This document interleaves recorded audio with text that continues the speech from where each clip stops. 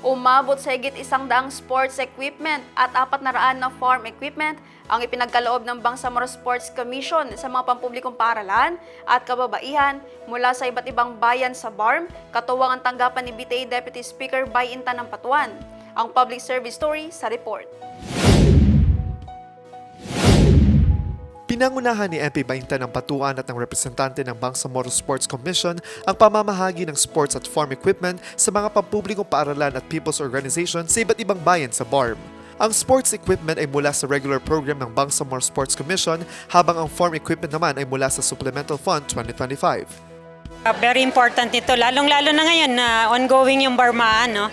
Preparations natin ito sa annual na competitions na meron at saka physical activities ng mga bata. Hindi naman pwedeng puro na lang sa classroom.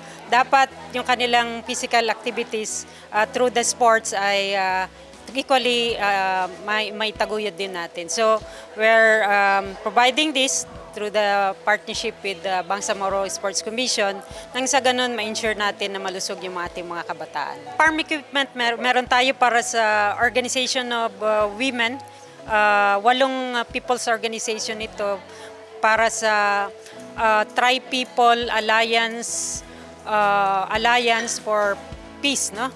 TWAP.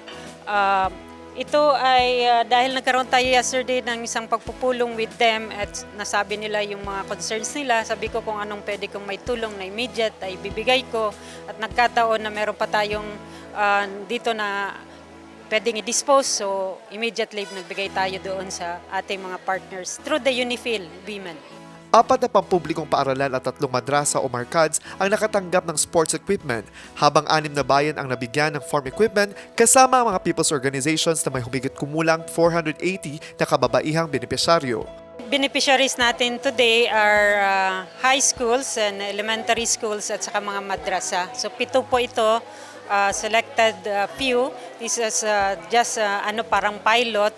Dahil konti lang naman yung natin.